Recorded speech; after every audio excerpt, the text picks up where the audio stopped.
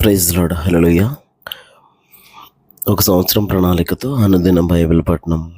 ఈరోజు ఏప్రిల్ 22, 2025.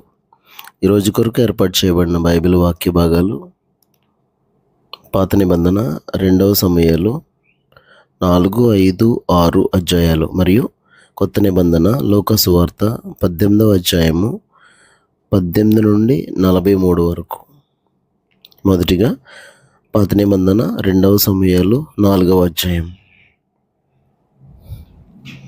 హెబ్రోనులో అబ్నేరు చనిపోయినను సంగతి సౌలు కుమారుడు విని అధైర్యపడాను. ఇశ్రాయేలు వారికి అందరికీ ఏమియో తోచకయుండెను. సౌలు కుమారునికి సైన్యాధిపతులు ఉండిరి. వారిలో ఒకని పేరు బైనా, రెండవ వాని పేరు రేకాబు. వీరు బెన్యామీనీయులకు చేరిన బెయోరోతీయుడగు రిమ్మోను కుమారులు. బెయోరోతు కూడాను బెన్యామీనీయుల దేశంలో చేరిందని ఎంచబడెను. అయితే బెయోరోతీయులు గిత్తయీమునకు పారిపోయి నేటి వరకు అక్కడి కాపురస్తులై ఉన్నారు. సౌలు కుమారుడగు యోనాతానునకును కుంటివాడగు కుమారుడు ఒకడుండెను. ఇజ్రాయేలు నుండి సౌలును గురించియు యోనాతానును గురించి వర్తమానం వచ్చినప్పుడు వాడు 5 ఏండ్లవాడు. వాని దాది వానిని ఎత్తుకుని పరుగున పారిపోగా వాడు పడి కుంటివాడాయను. వాని పేరు మెఫీబోషెతు. రిమ్మోను కుమారులకు రేకాబును బైనాయును మంచి ఎండవేళ బయలుదేరి మధ్యాహ్న కాలమున ఇష్బోషెతు మంచము మీద పండుకొని ఉండగా అతని ఇంటికి వచ్చిరి. గోధుమలు తెచ్చదమని వేషం వేసుకుని వారి ఇంటిలో జొచ్చి ఇష్బోషెతు పడకటింట మంచము మీద పరుండి ఉండగా అతనిని కడుపులో పొడిచి తప్పించుకుని పోయిరి. వారు అతని పొడిచి చంపి అతని తలను ఛేదించి దానిని తీసుకుని రాత్రంతయు మైదానంలో పడి ప్రయాణమైపోయి హెబ్రోన్లోనున్న దావీదునొద్దకు ఇష్బోషెతు తలను తీసుకుని వచ్చి, చిత్తగించుము, నీ ప్రాణం తీయజూచిన సౌలు కుమారుడైన ఇష్బోషెతు తలను మేము తెచ్చి ఉన్నాము. ఈ దినమున యెహోవా మా ఏలినవాడవును రాజవునగు నీ పక్షమున సౌలుకును అతని సంతతికిని ప్రతీకారం చేసి ఉన్నాడని చెప్పగా, దావీదు బెయోరోతీయుడగు రిమ్మోను కుమారులైన రేకాబుతోనూ బైనాతోనూ ఇట్లనెను, మంచి వర్తమానం తెచ్చి తినని తలంచి ఒకడు వచ్చి సౌలు చచ్చినని నాకు తెలియజెప్పగా, వాడు తెచ్చిన వర్తమానమునకు బహుమానముగా సిక్లగులో నేను వారిని పట్టుకుని చంపించి తిని. కావున దుర్మార్గులైన మీరు ఇష్బోషెతు ఇంటిలో చొరబడి అతని మంచము మీదనే నిర్దోషియగు వారిని చంపినప్పుడు మీ చేత అతని ప్రాణదోషం విచారింపకపోవదునా? లోకంలో ఉండకుండా నేను మిమ్మల్ని తీసివేయక మానుదునా? సకలమైన ఉపద్రవములలో నుండి నన్ను రక్షించిన యెహోవా జీవంతోడు మాననని చెప్పి దావీదు తన వారికి ఆజ్ఞేయగా, వారు ఆ మనుషులను చంపి వారి చేతులను కాళ్ళను నరికి వారి శవములను హెబ్రోను కొలను దగ్గర వేలాడగట్టిరి. తర్వాత వారు ఇష్బోషెతు తలను తీసుకుని పోయి హెబ్రోన్లో అబ్నేరు సమాధిలో పాతిపెట్టిరి. 2వ సమూయేలు 5వ అధ్యాయము. ఇశ్రాయేలు వారి సకల గోత్రముల వారు హెబ్రోన్లో దావీదునొద్దకు వచ్చి, చిత్తగించుము, మేము నీ ఎముకనంటిన వారము, రక్త సంబంధులము. పూర్వకాలమున సౌలు మా మీద రాజై ఉండగా నీవు ఇశ్రాయేలీలను నడిపించువాడవై ఉంటివి. అయితే ఇప్పుడు నీవు ఇశ్రాయేలీలను బట్టి నా జనులను పాలించి వారి మీద అధిపతివై ఉందువని యెహోవా నిన్ను గురించి సెలవిచ్చి ఉన్నాడని చెప్పిరి. మరియు ఇశ్రాయేలు వారి పెద్దలందరూ హెబ్రోన్లో రాజునొద్దకు రాగా, రాజైన దావీదు హెబ్రోన్లో యెహోవా సన్నిధిని వారితో నిబంధన చేశాను గనుక ఇశ్రాయేలు వారి మీద రాజొకటకై వారు దావీదునకు పట్టాభిషేకం చేసిరి. దావీదు 30 ఏండ్లవాడై ఏలన ఆరంభించి 40 సంవత్సరములు పరిపాలన చేశాను. హెబ్రోన్లో అతడు యూదా వారందరి మీద 7 సంవత్సరములు 6 మాసములు, యెరూషలేములో ఇశ్రాయేలు యూదాల వారందరి మీద 33 సంవత్సరములు పరిపాలన చేశాను. యోబీసీయులు దేశంలో నివాసులై ఉండగా రాజును అతని పక్షం వారును యెరూషలేమునకు వచ్చిరి. యోబీసీయులు దావీదు లోపలికి రాలేడని తలంచి, నీవు వచ్చిన యెడల ఇచ్చటి గ్రుడ్డివారును కుంటివారును నిన్ను తోలివేతురని దావీదునకు వర్తమానం పంపి ఉండిరి. అయినను దావీదు పురమనబడిన సియోను కోటను దావీదు స్వాధీనపరచుకొనెను. ఆ దినమున అతడు యెబూసీయులను హతము చేయు వారందరూ నీటి కాలువల పైకి వెళ్ళి దావీదునకు హేయులైన గ్రుడ్డివారిని కుంటివారిని హతము చేయవలనని చెప్పాను. అందును బట్టి గ్రుడ్డివారును కుంటివారును ఉన్నారు. అతడు ఇంటిలోనికి రాలేడని సామెత పుట్టాను. దావీదు ఆ కోటలో కాపురం ఉండి దానికి దావీదుపురం అని పేరు పెట్టాను. మరియు మిల్లో నుండి దిగువకు దావీదు ఒక ప్రాకారమును కట్టించాను. దావీదు అంతకంతకు వర్ధిల్లాను. సైన్యములకు అధిపతియగు యెహోవా అతనికి తోడుగా ఉండాను. తూరు రాజుకు హీరాము దూతలను, దేవదారు మ్రాన్లను, వడ్రంగులను, కాసిపని వారిని పంపగా వారు దావీదు కొరకు ఒక నగరిని కట్టిరి. ఇశ్రాయేలీయుల మీద యెహోవా తన్ను రాజుగా స్థిరపరిచిననియు, ఇశ్రాయేలీయులను బట్టి ఆయన జనుల నిమిత్తము రాజ్యము ప్రబలం చేయుననియు దావీదు గ్రహించెను. దావీదు హెబ్రోను నుండి వచ్చిన తరువాత యెరూషలేములో నుండి ఇంకా అనేకమైన ఉపపత్నులను భార్యలను చేసుకొనగా దావీదునకు ఇంకను పెక్కుమంది కుమారులను కుమార్తెలను పుట్టిరి. యెరూషలేములో అతనికి పుట్టిన వారెవరనగా షమ్ము, యషోబాము, నాతాను, సొలొమోను, ఇబారు, ఎలీషువ, నెపెగు, యాఫియా, ఎలీషామా, ఎలియాదా, ఎలీపెలెటు అనువారు.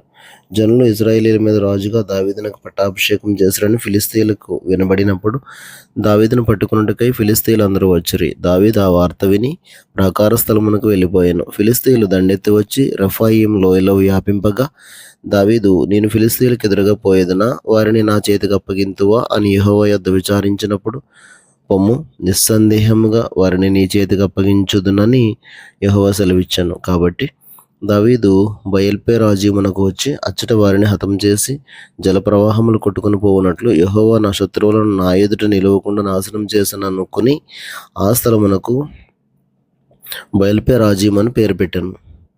ఫిలిష్తీయులు తమ బొమ్మలను అచ్చట విడిచిపెట్టి పారిపోగా దావీదును అతని వారును వాటిని పట్టుకొనిరి. ఫిలిష్తీయులు మరలా వచ్చి రెఫాయీం లోయలో వ్యాపింపగా దావీదు యెహోవా యొద్ద విచారణ చేశాను. అందుకు యెహోవా, నీవు వెళ్ళవద్దు, చుట్టూ తిరిగిపోయి కంబలి చెట్లకు ఎదురుగా వారి మీద పడము. కంబలి చెట్ల కొనలను చప్పుడు వినగానే ఫిలిష్తీయులను హతం చేయుటకై యెహోవా బయలుదేరుచున్నాడు గనుక అప్పుడే నీవు త్వరగా బయలుదేరవాలనని సెలవిచ్చాను. దావీదు యెహోవా తనకు ఆజ్ఞాపించిన ప్రకారం చేసి గెబా నుండి గెజెరు వరకు ఫిలిష్తీయులను తరుముచు హతం చేశాను. 2 సమూయేలు 6వ అధ్యాయము. తరువాత దావీదు ఇశ్రాయేలులో 30,000 మంది శూరులను సమకూర్చుకొని బయలుదేరి కెరూబుల మధ్య నివసించు సైన్యములకు అధిపతియగు యెహోవా అను తన నామం పెట్టబడిన దేవుని మందసమును అచ్చటి నుండి తీసుకుని వచ్చుటకే తన యొద్దనున్న వారందరితో కూడా బాయిలా యెహూదాలో నుండి ప్రయాణమాయను. వారు దేవుని మందసమును క్రొత్త బండి మీద ఎక్కించి గిబియాలోనున్న అబీనాదాబు యొక్క ఇంటిలో నుండి తీసుకుని రాగా అబీనాదాబు కుమారులకు ఉజ్జాయును అహ్యోయును ఆ క్రొత్త బండిని తోలిరి.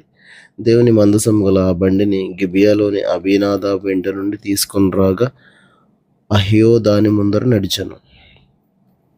దావీదును ఇశ్రాయేలీయులందరూ సరళవృక్షపు కర్రతో చేయబడిన నానా విధములైన సితారాలను, స్వరమండలములను, తంబూరులను, మృదంగములను,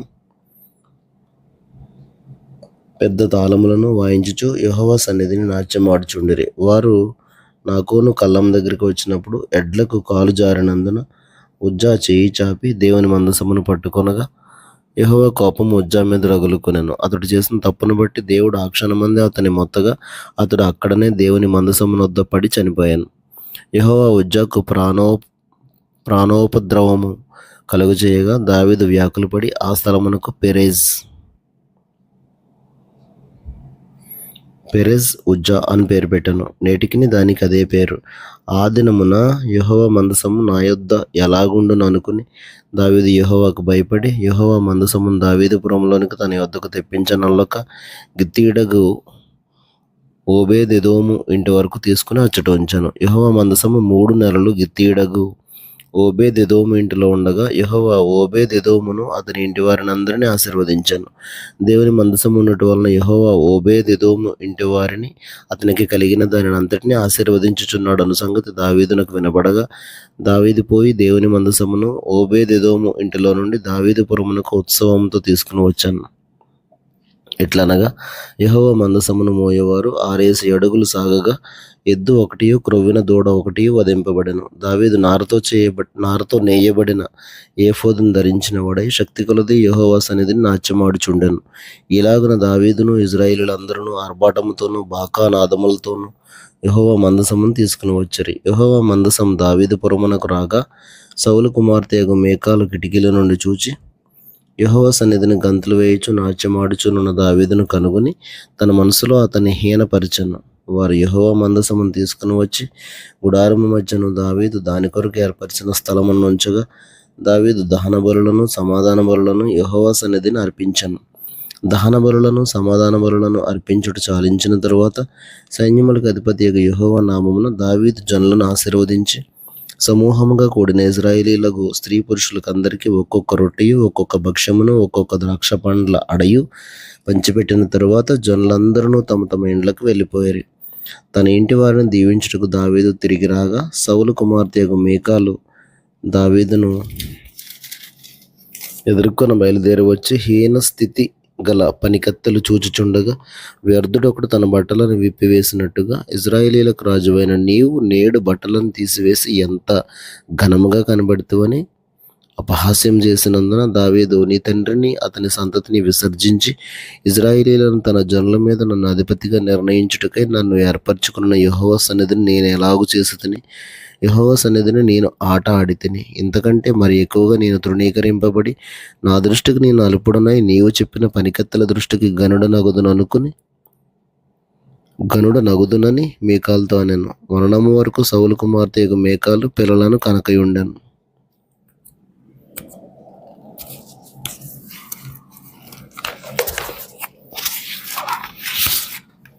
కొత్త నిబంధన లూకాసు వార్త 18వ అధ్యాయము 18వ వచనం నుండి 43వ వచనం వరకు. ఒక అధికారి ఆయనను చూచి, సద్బోధకుడా, నిత్యజీవమునకు వారసుడనగుటకు నేనేం చేయవలనని ఆయన్ని అడిగాను. అందుకు యేసు, నేను సత్పురుషుడని ఎలా చెప్పుచున్నావు? దేవుడొక్కడే తప్ప మరి ఎవడునూ సత్పురుషుడు కాడు. వ్యభిచరింపవద్దు, నరహత్య చేయవద్దు, దొంగిలవద్దు, అబద్ధ సాక్ష్యం పలుకవద్దు, నీ తల్లిదండ్రులను సన్మానింపు, మన ఆజ్ఞలను ఎరుగుదువు కదా అని అతనితో చెప్పాను. అందుకతడు, బాల్యము నుండి వీటన్నిటినీ అనుసరించుచునే ఉన్నాను నేను. యేసు విని, నీకింకా ఒకటి కొదువుగా ఉన్నది. నీకు కలిగినవన్నీ అమ్మి బేదలకిమ్ము, అప్పుడు పరలోకమందు నీకు ధనము కలుగును. నీవు వచ్చి నన్ను వెంబడింపుమని అతనితో చెప్పాను.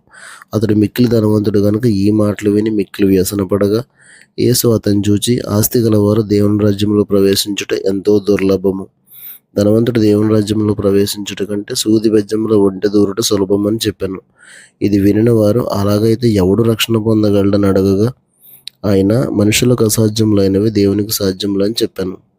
పేతురు, ఇదిగో మేము మాకు కలిగిన విడిచిపెట్టి నిన్ను వెంబడించితమనగా, ఆయన, దేవుని రాజ్యం నిమిత్తమై ఇంటినైనను భార్యనైనను అన్నదమ్ములైనను తల్లిదండ్రులైనను పిల్లలనైనను విడిచిపెట్టిన వాడెవడును ఇహమందు చాలా రెట్లను పరమందు నిత్యజీవమును పొందకపోడని నిశ్చయముగా మీతో చెప్పుచున్నానని వారితో అనెను.